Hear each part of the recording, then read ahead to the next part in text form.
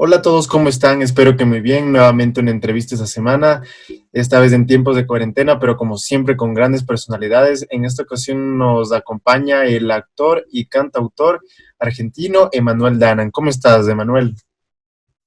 ¿Cómo te va, estimado? ¿Todo bien? ¿Todo tranquilo? Gracias por invitarme.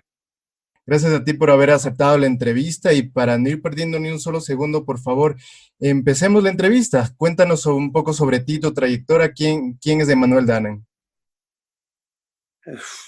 No sé, un ser humano que hace lo que quiere.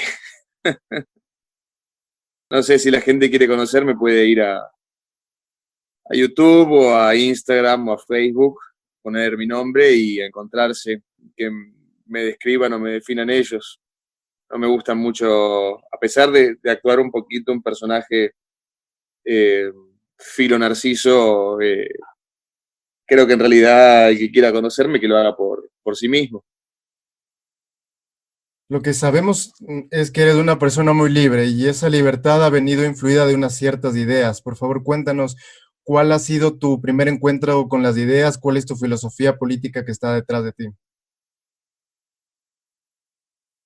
Eh, es difícil de describir.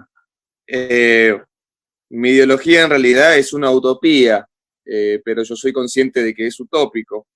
A mí me gusta el anarquismo propuesto por Lev Tolstoy. Lo que pasa es que para entrar en una utopía semejante tendríamos que empezar por pensar que todos los seres humanos somos lo suficientemente buenos e inteligentes como para poder vivir sin la necesidad de reglas, de normas, de un Estado, etcétera, y claramente no lo somos. Me llaman liberal porque, bueno, adapto ese pensamiento mío a términos más realistas y supongo que de ahí es que viene mi pensamiento, de la fe en la capacidad de los individuos. Y como tú ya lo has mencionado hace un momento, más allá de tu carrera como actor o como cantante, has elaborado un perfil en YouTube como devorador de progres principalmente. Cuéntanos un poco sobre esto, ¿cómo surgió esta faceta en tu vida? No, eso se debe a que capaz los medios de comunicación hoy, a través de las redes sociales y los medios alternativos, están más democratizados. Antes, para hacerte conocido, para hacerte popular, dependías de un medio tradicional, de una corporación, de una empresa que decidiera que vos, que todavía ocurre, ¿no? Que vende a las personas como productos, que vende a los artistas como productos, y me parece que es tan plástico todo eso que hoy Internet ha dado la posibilidad para aquellos que, entre comillas, no nos vendemos, como dicen algunos, de tener un espacio, de tener un lugar y que la gente pueda escucharnos, vernos, saber cómo pensamos, saber lo que decimos, ver lo que hacemos. Eh, Creo que yo trabajé en televisión hace unos años y no es lo mismo. Vos en los medios tradicionales te bajan una línea, te dicen qué puedes decir, qué no puedes decir, sobre todo hoy, que no puedes decir nada, salvo que adhieras a determinado discurso o lamas los pies de determinado sector político. Eh, y en Internet, aquellos que, digamos, en Internet hay plataformas que no nos ponen esos límites que sí ponen los medios tradicionales, y ahí es donde nosotros podemos aparecer. Tú eres una de las principales voces disidentes dentro de lo que puede ser estas voces en Internet, en YouTube principalmente, y viendo tus videos, es evidente que siempre dices lo que piensas y no te cohibes en las formas. ¿Alguna vez te has sentido censurado o han intentado censurarte o existe algún tipo de persecución en tu contra por el labor que tú haces? ¿Ha estado alguna vez en peligro tu integridad física? Mi integridad física, no, tengo la suerte de ser un tipo alto, relativamente grandote, entonces conmigo no se animan tanto. Sí, algún amigo mío ha tenido algún problema de ese estilo. A mí una sola vez me vino a buscar un muchacho que vino desde Lanús, me acuerdo, hizo un viaje de 1 hora y media, 2 horas, hasta la puerta de la radio, llegó, vio que yo era más alto que él, dio media vuelta y se fue. Pero sí, a mi socio Álvaro Sicarelli, que capaz es un poco más bajito que yo, más chiquitito, sí, lo han golpeado por la calle, lo atacan bastante seguido. Eh, y después de censura, sí, bueno, pero eso pasa mucho hoy, digamos, con los pobres siervos de los poderosos y de los medios hegemónicos que se ofenden, ¿no? Se ofenden por la realidad y bueno, siempre tratan de a través de mecanismos como denuncias fraudulentas masivas bajarte las redes sociales, pero afortunadamente trabajo con una network que se encarga de revisar todos los asuntos legales ahí, entonces, por suerte, eh, durante me atrevo a decir los últimos 2 años ya casi, que se les dificulta mucho tirarme abajo las redes y las plataformas. Pero sí, pasa. Me imagino, todo esto viene influenciado más o menos de unas ciertas ideas y es de eso mismo lo que quiero tratar en este momento. Argentina es sin duda uno de los países donde más ha penetrado este pensamiento posmoderno que abarca toda la ola de la nueva izquierda. ¿Qué tan profundo crees que ha extendido sus raíces este paradigma dentro de la cultura popular argentina? En Argentina es fácil que prospere todo esto porque es un país muy enamorado de la miseria.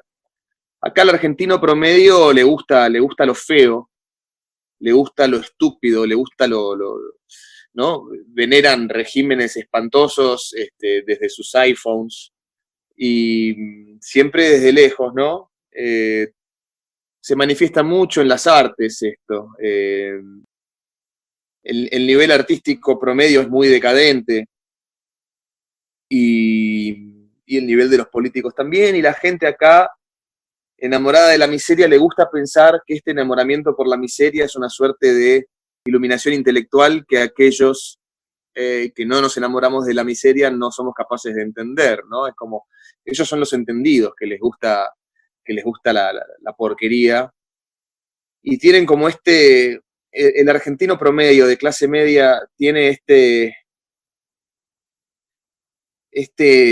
enamoramiento de sí mismo y de tratar de pensarse a sí mismo como un intelectual cuando no lo es, cuando está muy lejos de serlo. Y por ello, paradójicamente, busca desesperadamente un sentido de pertenencia, encontrar grupos en donde les hagan creer que sus ideas son válidas, que sus pensamientos son brillantes. Y bueno, las políticas identitarias, digamos, se hacen un picnic con los argentinos, ¿no?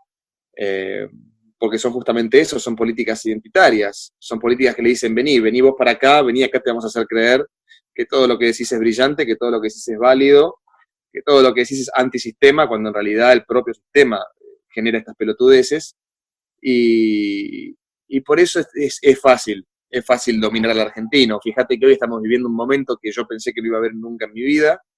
Estamos viendo a jóvenes argentinos. Cuando uno piensa en un joven, piensa en una persona que tendría que, por naturaleza, ser rebelde.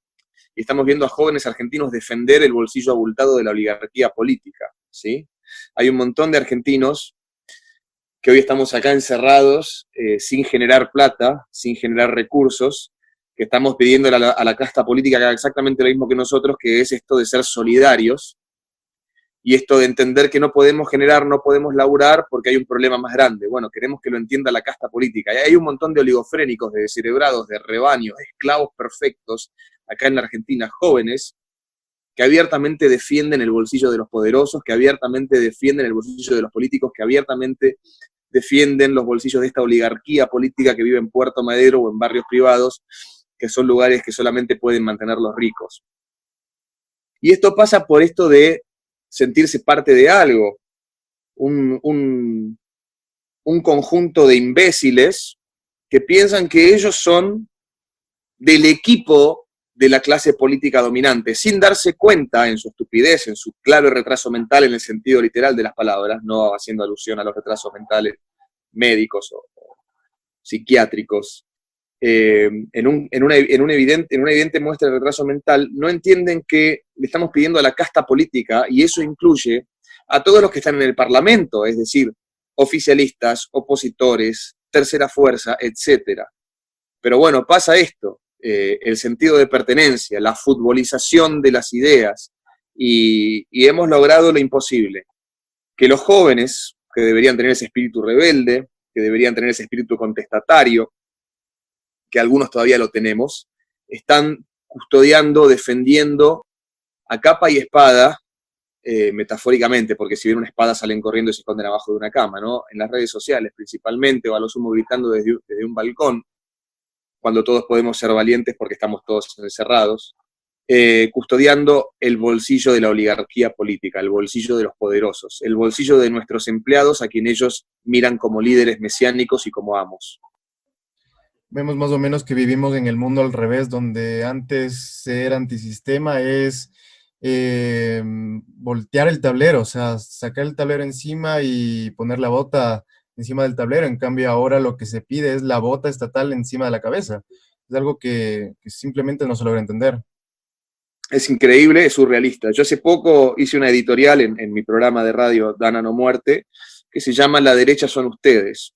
Y muestro cómo hoy todos estos antisistemas, estos progresistas, estos izquierdistas, en realidad lo que hacen es estar justamente del lado del poder, ¿no? Haciendo un paralelismo con la Revolución Francesa y quienes estaban del lado del rey y quienes querían justamente, o quienes cuestionaban que el rey tuviera el poder absoluto, y que las cosas debían cambiar. Y digo, ellos están del lado de lo que propone el rey, entre comillas, ¿no? De lo que propone el Estado, de lo que proponen los jefes, de lo que propone el presidente, de lo que proponen las autoridades, mamando todo, y desde una suerte de punto absolutista, porque son tan dogmáticos que aquel que se atreva a cuestionar algo de lo que dice, no solamente la casta política, sino también los medios de comunicación tradicionales, hegemónicos, masivos, ¿no?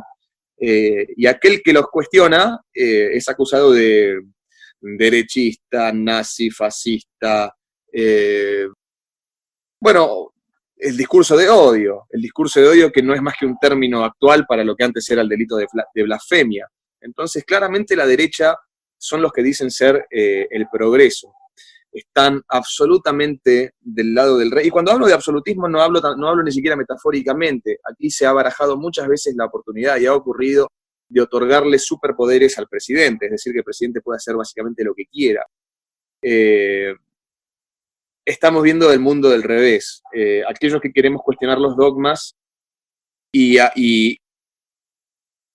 no permitir que las ideas estén por encima del conocimiento, de las ciencias, somos los villanos. Y estos que hoy, vos fijate, estamos en el medioevo, estamos en el medio de una pandemia mortal, masiva, mundial, hablando sobre cómo las ideas deben prevalecer por encima de las ciencias. Si esto no es el medioevo 2.0, no sé qué es. Precisamente, y para profundizar un poco más en esto, si pudieras darnos una síntesis de la narrativa existente en la sociedad argentina y que parece más o menos que ya, o sea, prácticamente que es global, y lo más importante, ¿de dónde surge? ¿De dónde se nutre esta ideología? ¿Por qué es tan difícil de darlo de baja, pese a que los hechos demuestran que es un cáncer en todos los campos? Mira, acá hay dos países y los hubo siempre. Nos hemos peleado siempre entre dos facciones, qué sé yo, unitarios contra federales, saavedristas contra morenistas. Hoy se habla de la grieta, ¿no? Qué sé yo, peronistas contra, como le dicen estos tarados, neoliberalistas, ¿no? O kirchneristas contra macristas, o Peronia contra Checoslovaquia, en un, como dicen los memes, ¿no? Una cosa más humorística. Yo creo que todo pasa por un aprovechamiento del sentido de pertenencia. Hay gente que mentalmente es más débil y necesita líderes mesiánicos y necesita líderes que hagan todo por ellos. Y hay gente que capaz es menos débil y está dispuesta a ser constructora de su propio destino, y entender que el Estado tiene que existir como una suerte de guía moral, o para encargarse de aquello que va más allá de lo individual, ¿no? Pero no al punto de tener una secretaría de tenencia responsable de mascotas, que ya es una cosa, básicamente falta que le pidamos al Estado que nos cambie los pañales y nos dé de comer en la boca, que por momentos parecería ser lo que muchos de lo que muchas personas de mi generación quieren. Me parece que pasa por eso, es muy fácil, yo podría decir que la culpa de todos los males la tiene el peronismo y bla, bla, bla, y hacer con eso un discurso político por el que me van a aplaudir un montón de personas, pero me parece que es más profundo, me parece que si algo que hace el peronismo justamente es esto, es aprovecharse del sentido de pertenencia y dominar bien a las masas. Todos sabemos que el pensamiento masificado siempre es estúpido y siempre es mucho más moldeable y dominable que la persona que es libre pensadora. Entonces, creo que la raíz de esto está en la masificación del pensamiento y eso es algo que ciertos sectores políticos logran explotar demasiado bien. Y precisamente hablando sobre masas y libre pensamiento, algo que me preocupa en estos días no es solamente que esta narrativa falaz sea la dominante, porque puede ser el caso que lo sea porque desde el otro lado no se ha hecho mucho para neutralizarla, sino que vivimos en tiempos de posverdad. O sea, está infundado en muchos casos por los mismos que se supone que deben brindar la información, porque esa es su labor, anulando el debate y banalizando muchas causas nobles. Tú como comunicador, ¿cómo ves este tipo de cuestiones? Bueno, acá si vamos a hablar de lo que son los comunicadores, en la Argentina directamente es algo bastante patético. No tenemos periodistas, tenemos operadores, todos bajan una línea política, es muy evidente porque encima son pésimos actores. Y después, a ver, el de los medios para mí es algo diabólico lo que hacen los medios de comunicación a la hora de bajar línea. Hay muchas cosas que yo no sabría por dónde empezar a mencionarlas, pero digo, por lo menos se nos tendría que prender una alerta cuando, como decís vos, ¿no? Cierto sector que parece disidente termina siendo tibio o mercenario.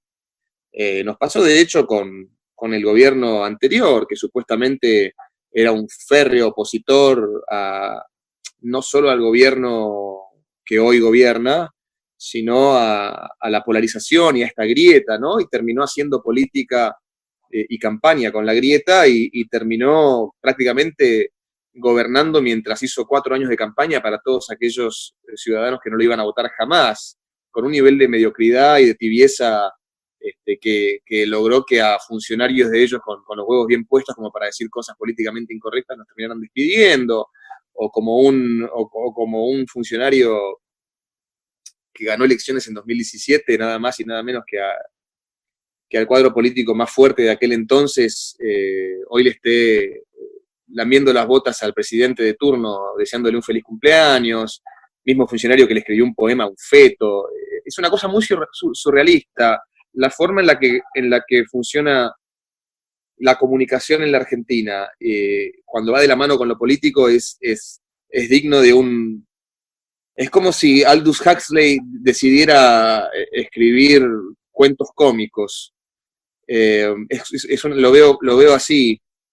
Y el papel que hacen los medios de comunicación es muy triste, es muy lamentable, y es una bajada de línea total de un lado o del otro, y te diría que incluso los medios que en todo caso si se quisieran dedicar a operar de forma opositora no los hay, muy tibios, muy mediocres y lamiendo las botas del poder de turno, mientras los medios oficiales duros se encargan de por lo bajo, mientras supuestamente la casta política dominante nos quiere hacer creer que estamos todos juntos en contra del virus, por lo bajo sus medios más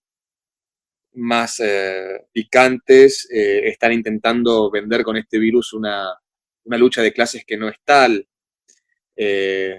acusando a las clases pudientes que son las que supuestamente viajan, cuando digamos, tanto se han jactado de que tengamos una aerolínea de bandera que puede viajar y de hacer crecer la clase media, que la clase media pueda viajar. acusan a las clases pudientes como si estas fueran las únicas que pueden viajar y tratan de generar con eso una lucha de clases. Y cuando te pones a ver 2 minutos los archivos, sabés que los mismos políticos que venden esta lucha de clases son los que estaban paseando por Madrid y sacándose fotos y subiéndolas a Instagram. Es muy patético realmente, es muy patético. Y lo más patético es que gran parte de mi generación, justamente por esta masificación del pensamiento, no solo no vea esto, sino que literalmente pareciera que se ponen a sí mismos una venda en los ojos y salen a defender los bolsillos de justamente los oligarcas que estuvieron paseando por Europa, que según ellos mismos son los que trajeron el virus. Es surrealista. Perdóname si te hice una suerte de mezcla de ideas, pero es que realmente es esto, es una mezcla de cosas muy surrealista. No, y te agradezco porque has topado algo que lo estamos viviendo en este momento, que es este maldito virus que se ha impregnado en todo el mundo.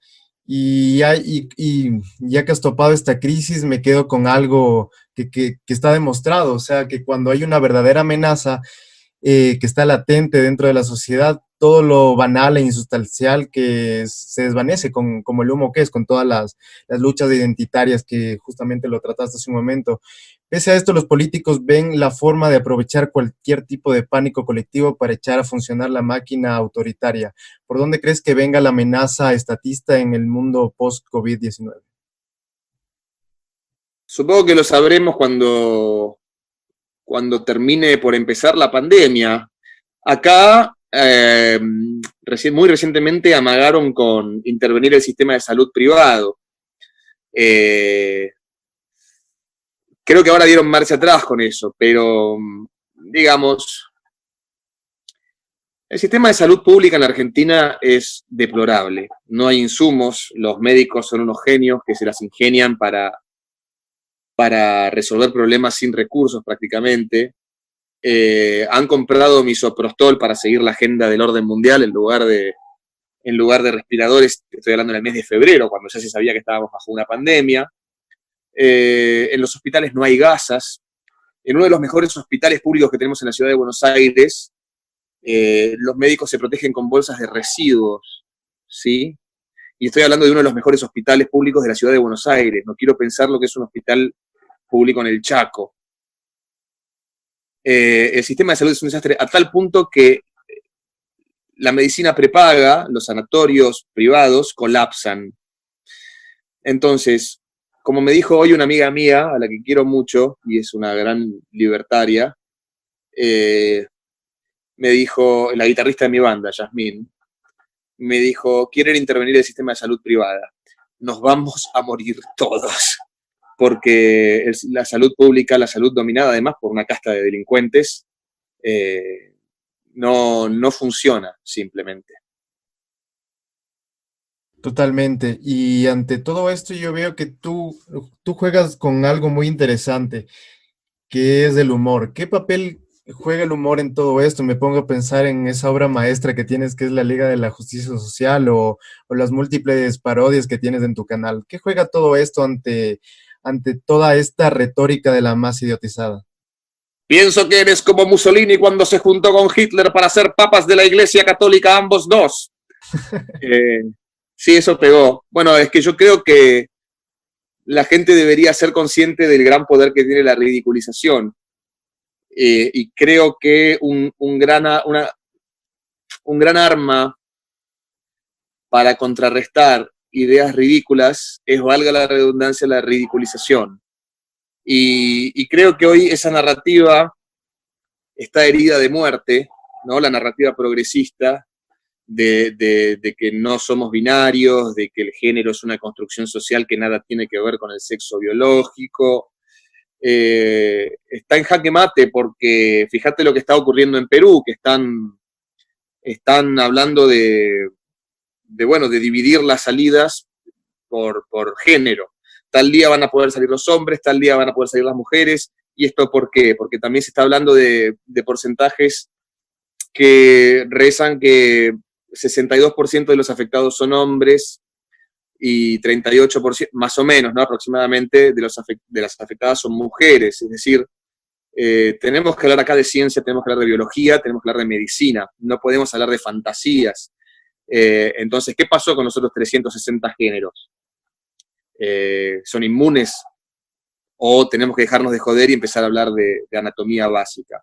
¿Qué va a pasar con las personas de género fluido cuando apliquen esta ley en el Perú y solamente puedan salir unos días hombres, unos días mujeres? ¿Qué pasa si Pepito, que tiene un trastorno de identidad, un día se levanta creyendo que es mujer, un día se levanta creyendo que es hombre, entonces puede salir todos los días? ¿Cómo es esto? Me parece que esta narrativa se ha caído, estas personas tendrán que buscar un psicólogo para poder llevar adelante sus vidas como personas normales, por supuesto, y tenemos que dejarle esto a los expertos, a los médicos y a las personas que han estudiado para que, bueno, el virus nos afecte lo menos posible y poder analizar por qué los hombres tenemos una tasa mayor de mortalidad, por qué afecta más a los hombres, por qué afecta menos a las mujeres, y poder analizarlo desde el conocimiento y no desde la superstición.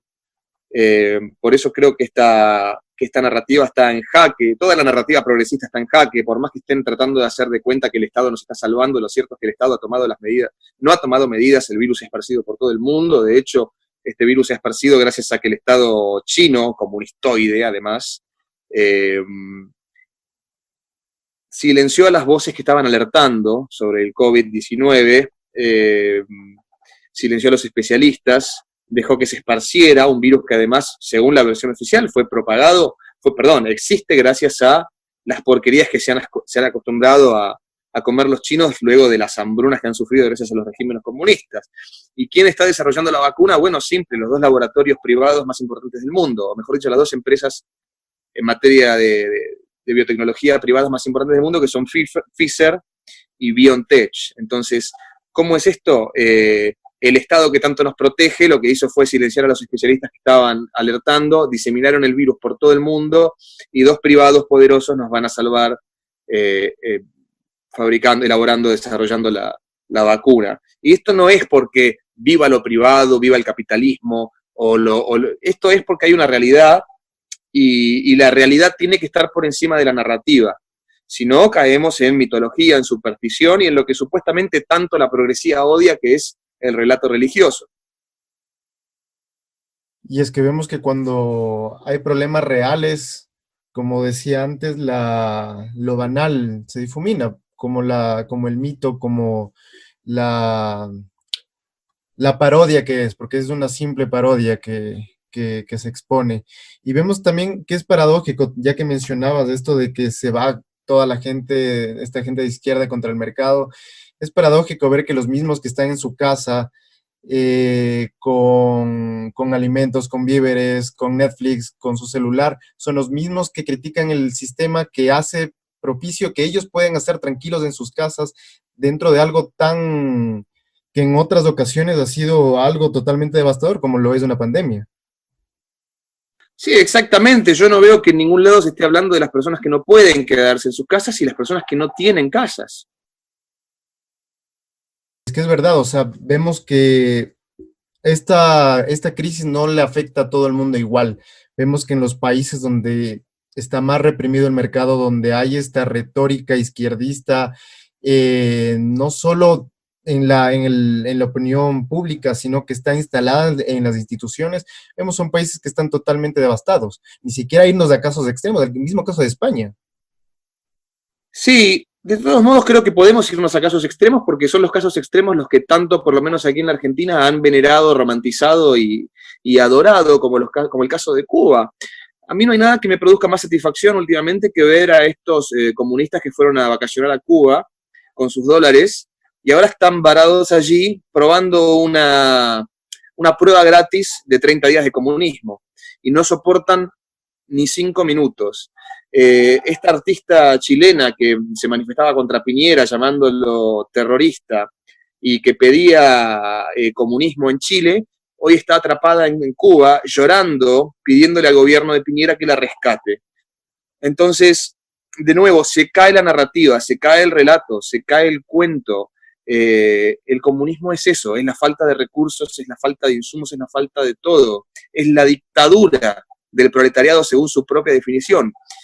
Y lo dijo el mismo Fidel Castro, nosotros no somos comunistas porque el comunismo es la dictadura del proletariado y nosotros no somos dictadores. Manzana, que no. Así están, con esa tiranía, con esa dictadura, la mujer propia diciendo, aquí nos comen las ratas, no hay higiene, no hay forma de higienizarnos, no tenemos acceso a insumos básicos, no tenemos jabón, estamos a merced de infectarnos con cualquier cosa porque por acá caminan las cucarachas, las ratas, etc. Otro chico también de México pidiéndole por favor al gobierno que lo vayan a rescatar, al gobierno cubano que por favor los dejen salir, que no se olviden que Cuba y México han sido amigos, llorando a los gritos. Y otras chicas también de Chile con sus pañuelos abortistas pidiéndole por favor al gobierno del terrorista Piñera que las rescate del paraíso comunista. Yo creo que se tienen que quedar ahí y se tienen que joder, que prediquen con el ejemplo y se coman las ratas que caminan por esos pasillos y que digan, qué rico, cómo me gustaría vivir así por el resto de mi vida. Porque no hay nada peor que un hipócrita de tal magnitud que venera al régimen cubano y critica a su país en donde tiene libertades desde su teléfono de alta gama, desde las redes sociales y desde las plataformas que el capitalismo perverso les ha dado. Entonces creo que tendrían que quedarse ahí y ojalá que la cuarentena se les extienda muchísimo, pero muchísimo más. A veces una buena dosis de realidad es el remedio perfecto para las taras ideológicas, para esos enjambres que tienen en la mente y que son tan difíciles de desatar.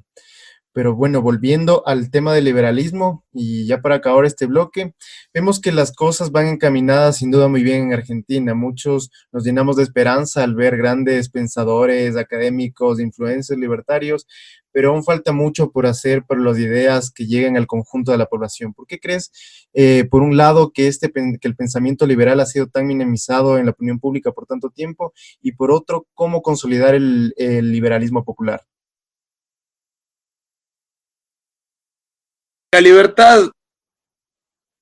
La libertad incluye responsabilidades. Y yo no sé si a nuestro pueblo le gustan las responsabilidades. Es mucho más fácil pedirle al Estado que nos dé y que nos regale boludeces. Y cuando digo boludeces me refiero literalmente a boludeces. Que una banda de rock esté pidiéndole al Estado que por favor le den un cupo femenino para poder tocar, me parece aberrante para lo que el rock significa. Si vos tenés una banda de rock, no tenés que pedirle permiso al presidente para subirte a un escenario. De nuevo volvemos a estos jóvenes que deberían ser rebeldes y están sometidos ante el poder de turno, ante la oligarquía política y ante los políticos, ¿entendés? Y creo que la libertad, ponele, ¿no? Yo mismo lo vivo de otra forma. Yo si quiero grabar un disco, trabajo, me lo financio yo mismo, cueste lo que me cueste, ¿no? Lleva tiempo, cuando uno lo hace solo, porque acá hay muchos estúpidos que piensan que nos crece la plata de árboles y entonces podemos ser libertarios. No es así, trabajamos como cualquier persona normal y con ese fruto de nuestro trabajo financiamos nuestros propios proyectos. Por eso te digo que implica mucha responsabilidad, porque vos no sabés si tu proyecto va a dar resultado y si la plata la estás tirando. Y con esa plata tenés que comer y pagar el alquiler o las expensas, etc. Entonces, yo grabo mi álbum, yo me lo produzco y yo aprovecho las plataformas y las redes sociales para diseminarme yo mismo, para propagarme yo mismo. Si a la gente le gusta, lo va a consumir y si no le gusta, no lo va a consumir. Punto. Entonces, ya cuando se parte de la premisa que el Estado me dé permiso para subirme al escenario, que el Estado me promocione, ya estás partiendo de la premisa de que sos un fracasado. Onda, nadie va a querer consumir mi producto, entonces le pido al Estado que trate de hacerme creer que lo está metiendo por la fuerza. Y yo creo que es más cómodo. A mí me sería mucho más cómodo ir y pedir mecenazgo. Hoy podría. Hola, tengo 750.000 suscriptores en YouTube. ¿No querés darme mecenazgo? Bajo línea de lo que quieras y me producís un señor disco y me tirás una buena plata. Podría hacerlo tranquilamente. No lo hago porque justamente creo en la libertad. Y creo también que el argentino es falto de memoria, es ignorante, no por nada la palabra ignorante se forma con las mismas letras que la palabra argentino, e ignora que nuestra Constitución está formada en principios liberales, que nuestra Asamblea Constituyente, en nuestra Asamblea Constituyente predominaron los principios liberales, que nuestro himno nacional comienza llamándole grito sagrado a la palabra libertad. Entonces, quizás hasta me pregunto cuán argentinos son aquellos que tanto miedo le tienen a la libertad. ¿Y tú crees que desde que empezaron a surgir estas voces liberales como tú, como Javier Milei, están cambiando en algo las cosas o ves que esto ya no tiene marcha atrás? Yo creo que están cambiando en algo las cosas, pero no podemos ser tan inocentes y tenemos que entender que esto es un trabajo de 50 años. Probablemente nosotros no lo veamos, pero eventualmente las cosas van a cambiar porque va a llegar un punto. Mirá, la corrección política, por ejemplo, hoy se está desmoronando, ¿sí? ¿Por qué? Porque llegó a un punto que es insostenible. Llegó a un punto que la gente ya está harta, que la bajada de línea políticamente correcta ya ni siquiera le sirve a los propios generadores de contenido políticamente correcto, porque vas a ver una película y es una mierda, porque no pueden contar un chiste porque ofende, porque el protagonista tiene que ser negro porque es negro y no porque es un buen actor, o tiene que ser mujer porque es mujer y no porque es una excelente actriz. Con la cantidad de talentos que hay en diversidad, qué sé yo, a mí me da lo mismo ver una película de Keanu Reeves o de Will Smith. Para mí son dos grandes actores con un carisma inmenso. Ahora, si me vas a poner a Will Smith por ser negro y no por ser un excelente, pero un artista multifacético excelente, se va a notar. Y encima, para mí, el que está discriminando sos vos, porque yo no veo a las personas por su color de piel. ¿Entendés lo que digo? Acá me da la sensación de que una casta de personas que han manejado el sistema, no me quiero ir por las ramas, ¿no? Pero digo, a lo que voy es a esto. Así como se está cayendo de la corrección política por el hartazgo, eventualmente se va a caer el amor miserable por el Estado por hartazgo. Quizás hasta con leyes como la del aborto legal, seguro y gratuito. Yo me pregunto, estas chicas de clases acomodadas que van con su pañuelo verde pidiendo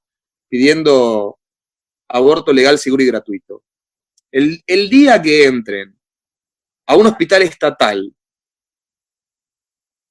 para hacerse un aborto, van a querer parir trillizos. Van a ser las personas más pro vida que puedan existir en el mundo. Entonces, a eso voy. En algún momento el relato se va a caer a tal punto que va a ser inminente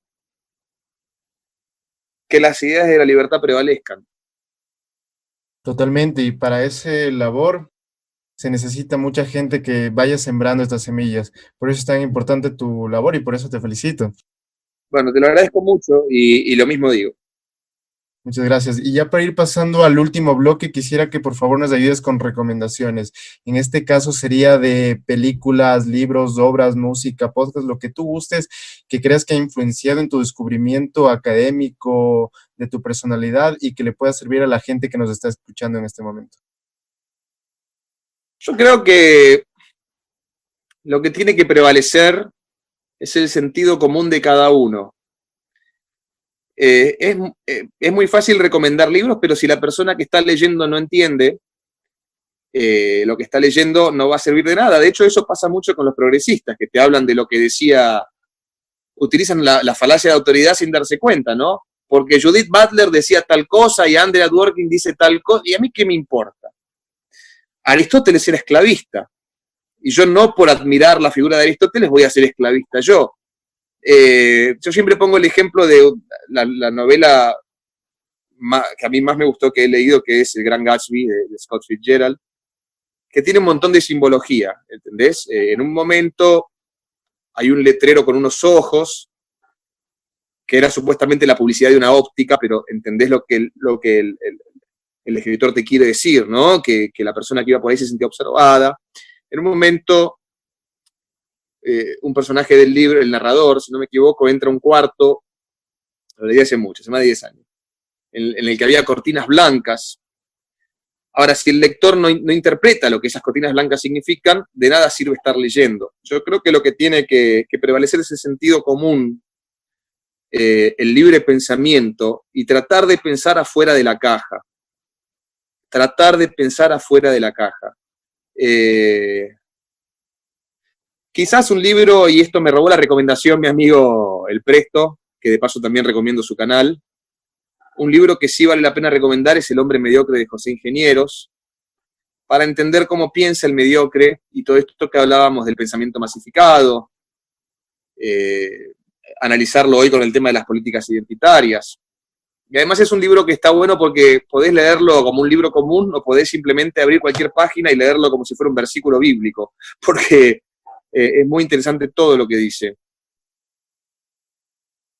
Y una recomendación total que involucra un escrito y que involucra algo artístico, como te decía recién, escuchemos el himno nacional argentino, que dice: oíd mortales el grito sagrado, libertad, libertad, libertad. Buenísimas recomendaciones. Y ya para finalizar, por favor, no sé si quisieras ayudarnos con recomendaciones de referentes que crees que le puedan servir a la gente para motivarse mientras lo escuchen y para que la gente los pueda descubrir y pueda ver que hay, o sea, que hay mucha gente que tiene un pensamiento parecido al suyo, que no está solo y para seguir expandiendo esta red liberal. Sí, pero dos cosas. Está bien, la primera voy a recomendar personas para que puedan seguir, pero no caigamos en ese sesgo.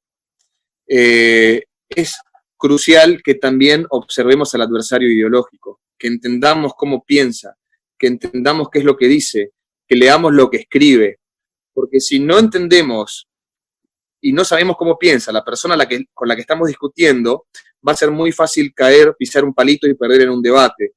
Va a ser mucho más difícil defender las posturas que defendemos. Entonces, lo que hay que hacer es escuchar a todos, por más ridículos que sean, por más estúpidos que sean, por más surrealistas que sean. Escuchen a Nicolás Mate cuando dice que no hay tal cosa como sexo biológico. Escúchenlo para poder refutarlo. Escúchenlo para saber con qué tipo de argumentos surrealistas nos van a salir. Escuchen a todos, escuchen a todas las voces, métanse en esas páginas espantosas como Choripán y Vino, como Cultura Colectiva, como Badaboom, como, bueno, todas esas páginas que ustedes saben que andan dando vueltas por las redes sociales, por las plataformas. Léanlos, escúchenlos, analícenlos, entiendan cómo piensan. Y después, para no sentir que están solos en este pensamiento, la realidad es que la mayoría es silenciosa, pero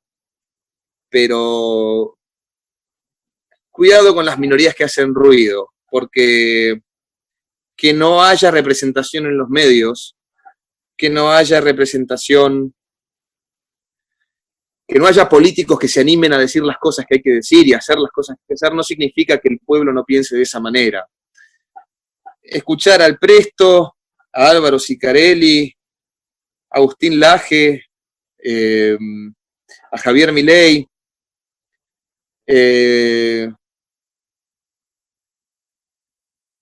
son voces que desde su formación y desde distintos tópicos creo que presentan batalla cultural y es muy interesante. Incluso ayer hizo un post maravilloso, anoche en realidad, Francisco Neto, diciendo muchas verdades. Pueden ir a su Instagram, Fraoneto, lo que puso sobre, comparando a los héroes de Malvinas, que tenían 16, 18 años cuando iban a anotarse para colaborar de la forma en la que pudieran, comparándolos con los revolucionarios de la actualidad. Hay muchas personas que cuando hablan desde el sentido común, facilita que entendamos qué es lo que está pasando y qué es lo que hay que hacer. Muchísimas gracias por tus recomendaciones. No sé si tú quieres añadir algo. No, que por favor sigas con tu labor y bueno, sigamos presentando batalla cultural, batalla de ideas desde donde podamos cada uno. Entonces solo me quedaría agradecerte a ti, agradecerle también a Mamela Fiallo Flor, que fue quien nos puso en contacto, una de las primeras entrevistadas en el canal. Le mandamos un abrazo muy grande, sí. Un beso grandote para Mamela. Y muchísimas gracias a todos ustedes que ven las entrevistas. No olviden, si les ha gustado, darle like, comentarlo y sobre todo compartirlo, porque las ideas de la libertad no se van a compartir solas. Eso ha sido todo y nos vemos para la próxima. Un abrazo grande.